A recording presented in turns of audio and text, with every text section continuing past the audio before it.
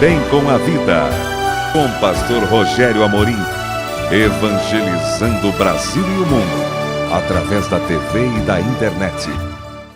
Que bom poder estar com você novamente aqui na Central TV, canal 25 da NET, dando graças a Deus pelo privilégio de, no meio dessa programação bonita, gostosa desse canal, entrarmos meia horinha para falar de uma programação do céu, né? Para falar do amor de Deus revelado em Cristo Jesus, nosso Senhor, e pregar o Evangelho da graça, o Evangelho que é o poder de Deus para a salvação de todo aquele que crê. E quando a gente fala de salvação, não estamos falando só de alma, nós estamos falando de toda e qualquer situação difícil que a gente possa atravessar em nossas vidas.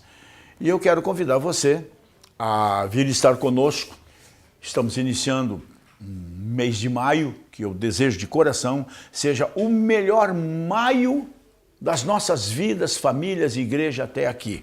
Que Deus abençoe o nosso país, que Deus abençoe as eleições desse ano, né? Oh, meu Deus, mostra uma luzinha no fim do túnel, mas que não seja o trem, né? E eu quero desafiar vocês a estarem conosco nesse mês de maio, aqui na Igreja Quadrangular, em Campo Comprido, Ecoville. Pois já agora, na semana que vem, Dia das Mães, né? Nós temos no domingo, dia 12, dia 13, melhor dizendo, a celebração do Dia das Mães, tanto de manhã quanto de noite, homenagem às mães, aquelas coisas emotivas e merecidas, né? E a ministração da Ceia do Senhor no dia 13, né? No dia 19, nós teremos o dia 20 é o domingo de Pentecoste. Então, 19, 20, 21 e 22, eu recebo o pastor Roberto Gromoski, lá de Belém, no Pará, da igreja do pastor Josué Benson, uma igreja espetacular, um trabalho quadrangular impressionante no Pará, não é isso?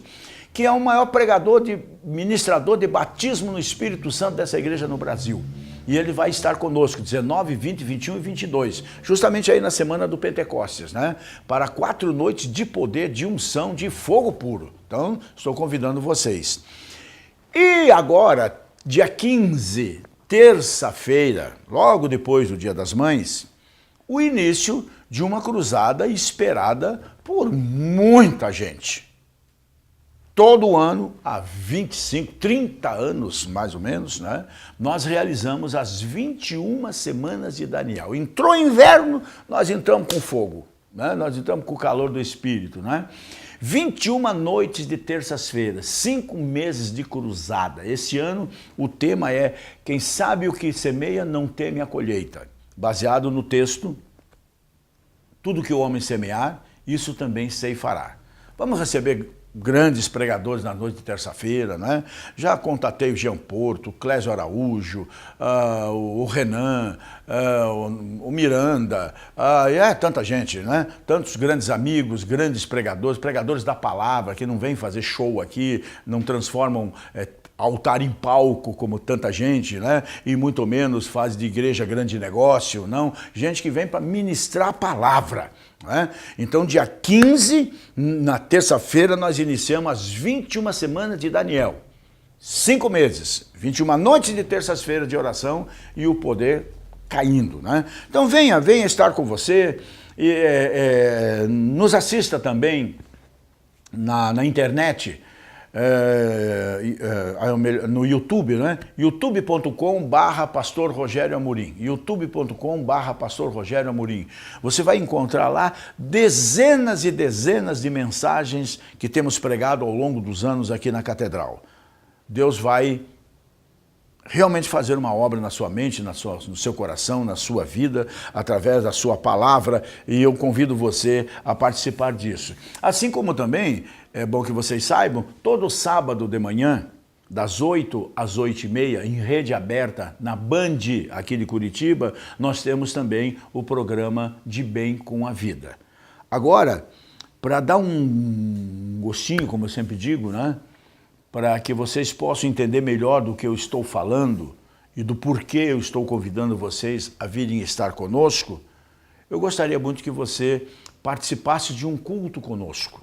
Um culto editado pela nossa produtora, evidentemente enxugado, né? Porque eu falo pelos cotovelos, né? Editado para que você e a sua família agora em casa ou onde quer que você esteja possam ser edificados pela palavra de Deus.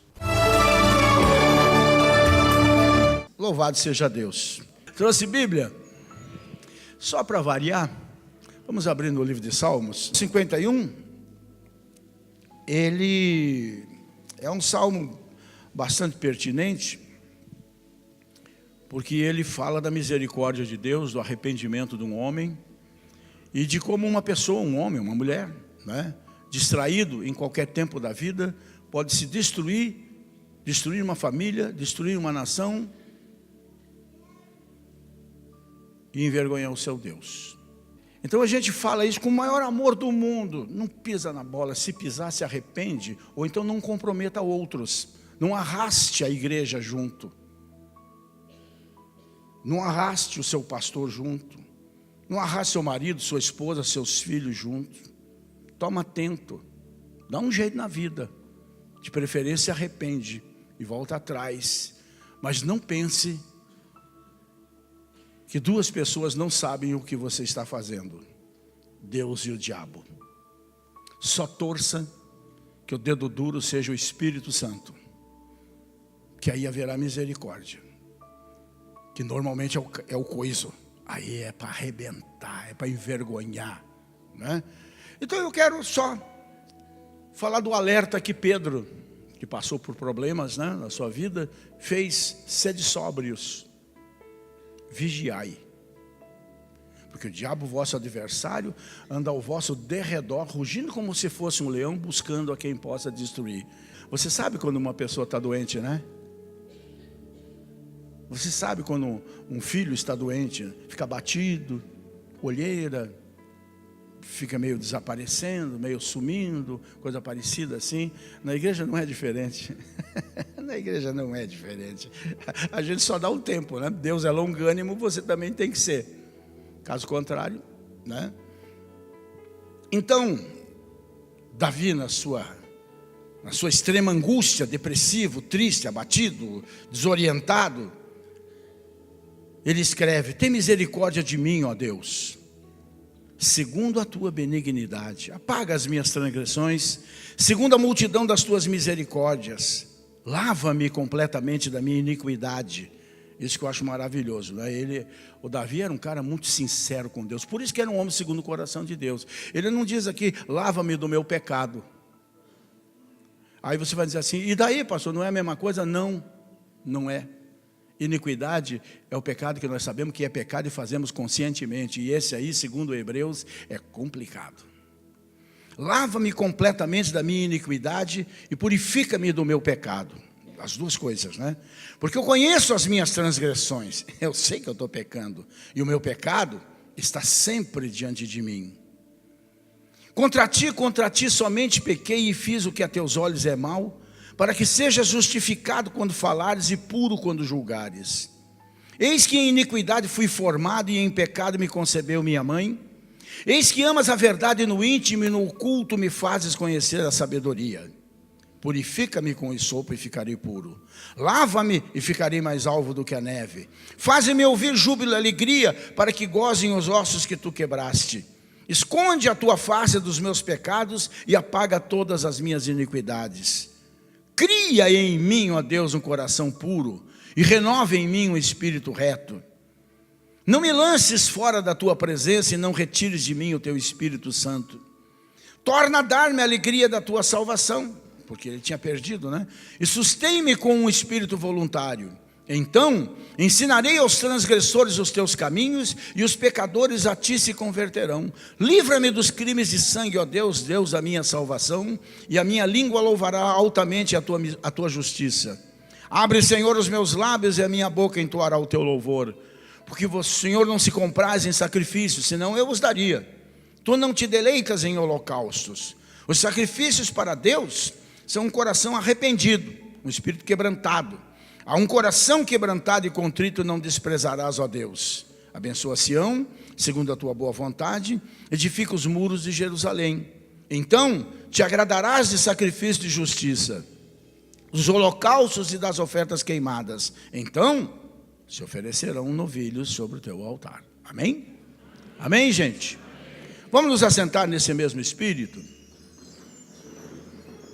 Sabe, quando se fala em Davi, eu, particularmente, quando eu leio alguma coisa sobre Davi, quando eu vejo alguma coisa sobre Davi, sempre me vem a lembrança 2 lugares que eu estive. Um é Roma, no Vaticano, e o outro é Montevidéu, naquela avenida principal, que agora eu não me lembro o nome daquela avenida principal. E nesses 2 lugares, a original, evidentemente, está lá em Roma. E uma réplica eu vi, e deve ter outros lugares do mundo, até em Curitiba tinha um restaurante, que tem aquela imagem de Davi nu, né? Aquela coisa toda, que alguns se escandalizam e tal, né? Tem aquela figura, eu até tenho uma réplica pequenininha, que eu trouxe de Roma, de lembrança mesmo, com essas minhas manias de juntar caqueira, né? Eu tenho uma dessa aí, né? E eu li por cima, assim, a história de como aquela estátua belíssima, na verdade ela é muito bonita mesmo, né? Magnífica, eu diria, né? Feita em mármore, né? Por um dos maiores artistas que o mundo já conheceu, que foi Michelangelo. E a história conta que num depósito de mármore na Itália, em Florença, esse Michelangelo foi lá dar umas fuçadas, como a gente diz, né? Para achar pedra, isso, aquilo e tal, para suas criações, afinal de contas, né? Pedras imensas. Um dos mármores mais conhecidos do mundo é o chamado mármore de Carrara, da Itália, né? Parece que é a terra mesmo dos mármores de melhor qualidade do mundo, né? Que custam fábulas, né? Fábulas, né? E nesse imenso depósito, Michelangelo descobriu um bloco bastante grande de um mármore, que ele se encantou com aquele mármore. Um bloco que eles tinham esse costume, que foi batizado de bloco Duccio, nem sei o que quer dizer Duccio, não procurei saber no italiano o que é isso, ou é simplesmente um nome, né? Não sei, né? E pelo que a história conta, esse bloco tinha 5 metros de comprimento. Puxa, não é pouca coisa, é daqui lá, né? 5 metros de comprimento, mas no meio dele tinha uma rachadura que aparecia, e parecia ser realmente muito séria, né? E muitos outros artistas da época, eu não sei se vocês já viram filmes, pelo menos, a respeito desses... A humanidade, ela tem ciclos, né? Ela tem ciclos. E principalmente na arte, seja na música, seja na pintura, seja nas esculturas. Se você for ler, parece que nasce tudo ao mesmo tempo. Os melhores escultores da história parece que nasceram tudo junto com Michelangelo, né? As maiores cabeças parece que nasceram tudo com Da Vinci. Eu puxo a brasa para a minha sardinha, parece que as melhores músicas nasceram quando eu nasci, anos 50 e 60. Porque depois daí não fizemos uma porcaria nenhuma. Eu gosto muito de música de orquestra, por exemplo, né? E tenho muito, né? Até pedi para o Célio me passar para um DVDzinho para ouvir inteiro, 780 músicas de orquestras antigas que eu juntei aí, né? Essa coisa, músicas belíssimas de filmes. Essas coisas não existem mais nos dias de hoje, mas vão voltar a existir, não sei quando. É cíclico, afinal de contas, né? Então, nesse tempo, os artistas iam para o mesmo lugar para procurar blocos de pedra pequenos, grandes, médios, gigantescos, como esse aqui, né? E todos eles, quando viam a rachadura, conta a história, né? Quando via a rachadura desse bloco, descartavam, já viravam as costas e deixavam, não peça para nada, né? Porque sabiam que a simples tentativa de tirar aquele bloco imenso daquele lugar e levar para o seu ateliê, ia rachar o resto. O sacolejo de carroças, aquela coisa toda de então, né? Certamente ia rachar aquilo. No entanto, Michelangelo, esse baita artista, gente, vocês precisam ver Um dia vocês precisam visitar, pelo menos para ver as artes, né? Só para isso também, né? As pinturas da Capela Sistina, que coisa espetacular. Rapaz, o olho humano tem que ver aquelas artes lá em Roma, né? No Vaticano. É uma coisa assim impressionante, né? Mas o Michelangelo apostou. E não se deixou impressionar pela rachadura e levou a pedra para o seu ateliê, onde ele pintava, onde ele fazia suas esculturas especialmente, né? Por quê? Porque quando ele foi para esse depósito de pedras, ele já foi com um propósito. E ele foi muito rico nessas esculturas, vamos assim dizer, religiosas e históricas, né? Eu vou fazer um Davi. Ele já tinha um Davi na cabeça. Ele tinha um Davi na cabeça. Como quem pintou aquele quadro, por exemplo, né? Que é um artista lá do interior de Minas Gerais. Ele já tinha essa história do avivamento em Israel, a reconstrução dos muros de Jerusalém, e ele se espelhou na vida do Esdras, porque o Neemias era o que? Ia para o batente, né? E o Esdras era o que? Voltava a reunir o povo. Quando esse artista pintou esse quadro, ele já tinha um desenho na sua mente, que segundo eu me lembro do tempo que eu trabalhei com propaganda, a gente chamava de raft, que é um esboçozinho, um raft, né? Ele já tinha um raft na cabeça, e o Michelangelo já tinha um raft na cabeça sobre Davi. Já sabia que tamanho ele queria fazer. E aquela pedra enorme de 5 metros de largura era o que ele queria. E a rachadura foi uma aposta, vamos assim dizer, dele, né? Confiando na sua habilidade. Por quê? Porque quando ele viu aquela pedra, o tipo de pedra que era e tudo mais, ele sabia que Davi estava dentro daquele bloco de pedra. Era uma pedra bruta. Mas ele era o artista. Ele sabia que Davi estava ali dentro. E somente um artista sobrenaturalmente inspirado por Deus. E ele foi. Não tenha dúvida disso. Não tenha dúvida disso, não é? Somente um artista como Michelangelo poderia tirar Davi de dentro daquela rocha. Totalmente sem forma. Um quadradão lá que na sua aparência não era nada. Mas somente um artista do porte dele poderia tirar um Davi dentro daquela pedra, né? Deus já sabia como Davi seria. E mesmo assim o ungiu o rei de Israel. Mesmo assim o denominou um homem segundo o meu coração. E olhando para as escrituras, olhando para a história de Davi, para a história não apenas espiritual, mas a história humana de Davi, nós vemos que o Davi humano, a respeito, a exemplo do Davi de Michelangelo, que está lá em Roma, e as suas reproduções pelo mundo, também teve uma rachadura séria. Uma falha séria, que o poderia ter condenado a rachar no meio, a não servir para absolutamente mais nada. Mas assim como Michelangelo apostou naquela pedra, Deus apostou em você ainda informe. E tudo isso aconteceria se Jesus não tivesse entrado em nossas vidas, nos valorizando, não é? E o Salmo 51, assim como eu disse, o 32, o 38, tem mais um que eu não lembro agora, mas que eu li que dá para perceber que se enquadra nesse período depressivo, de tristeza, de angústia, que Davi queria esconder o seu pecado, e não tem como, não é isso? E enquanto, como ele diz, enquanto eu me calei, os meus ossos envelheceram, meu semblante descaiu, eu não tinha mais paz, eu não dormia direito, eu estava inquieto, eu já não me apresentava mais diante de ti, porque eu não me sentia digno e assim por diante, não é?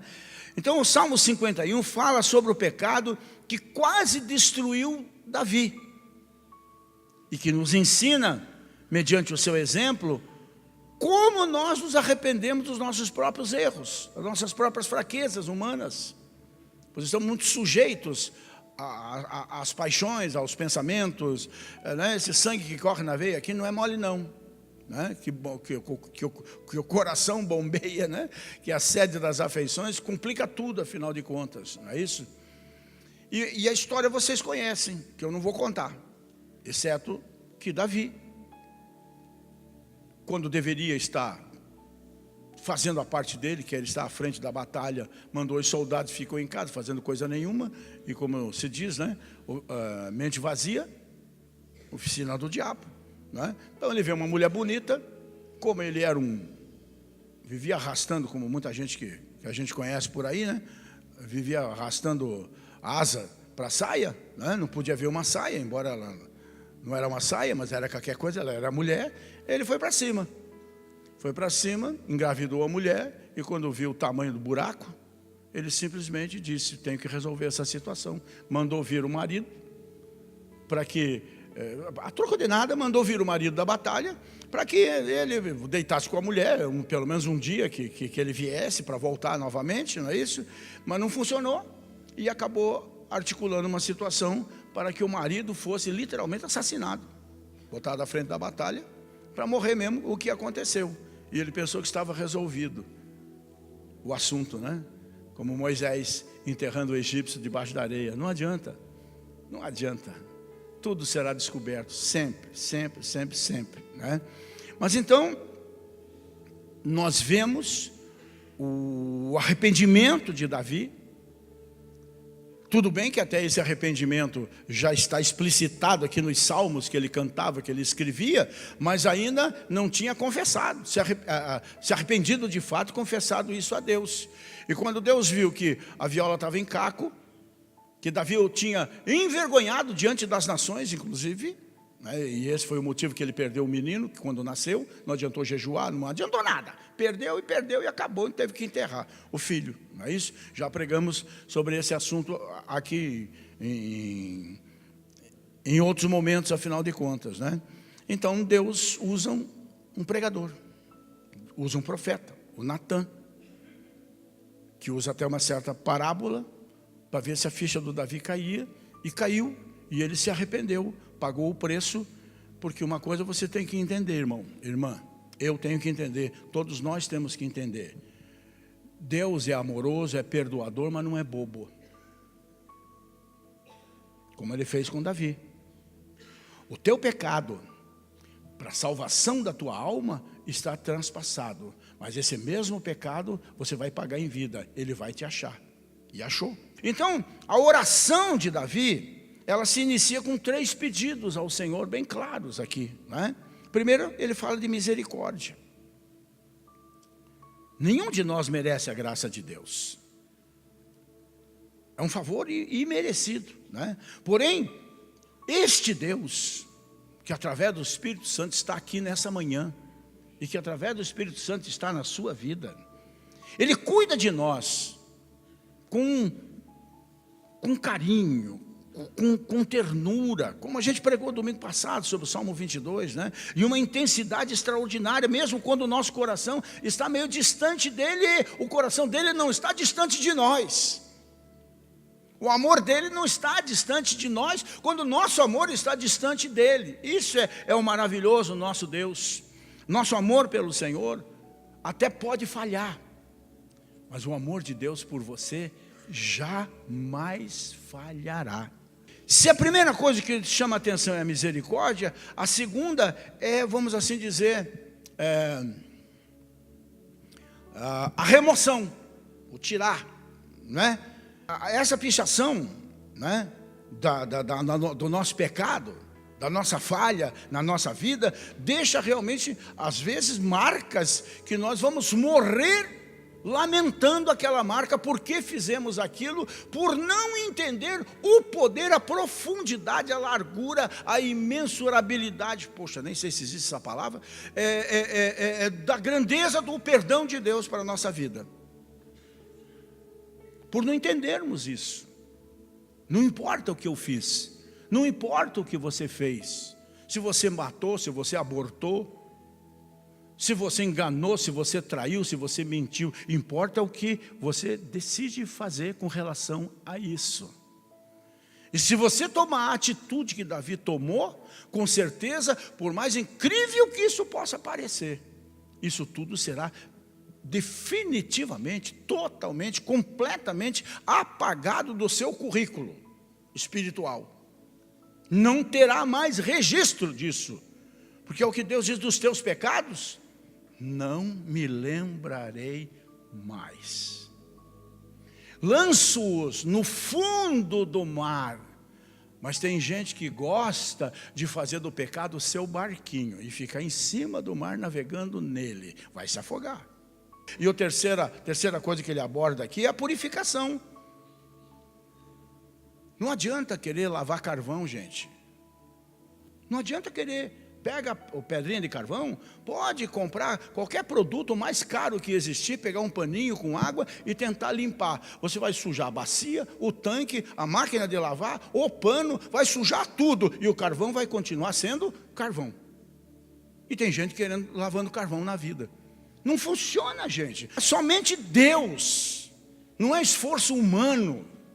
É honestidade, é lealdade com a família, com a igreja, com Deus, consigo mesmo, que pode que nos levar a Deus e entendermos então que somente Deus pode lavar a mancha e a sujeira do nosso pecado. E você já percebeu, eu já percebi, todos nós já percebemos que o Espírito luta conosco quando nós estamos em pecado. O Espírito Santo, ele luta conosco, ele nos inquieta. Alguns pensam que é remorso. Não, é convicção de pecado, que a gente não quer assumir e não quer resolver. E infelizmente por isso a gente fica desassossegado, né? Ele não deixa de ser fiel em nos convencer do pecado. Muito pelo contrário, o Espírito é que nos convence da justiça, do pecado e do juízo. É Ele que nos convence disso tudo. Quando nos arrependemos, Deus põe novamente o ânimo na nossa vida, no nosso coração, na nossa mente, na nossa alma, no nosso espírito. Volta a alegria da salvação que ele tinha perdido aqui, né? E ele então se propõe a estar pronto sempre, ou de prontidão para agradar a Deus. E finalmente, a gente acaba se tornando não um estrupício, mas um benefício para os outros. A família, a esposa, o marido, os filhos, a igreja, o evangelho, tudo acaba sendo abençoado por nós sermos uma bênção.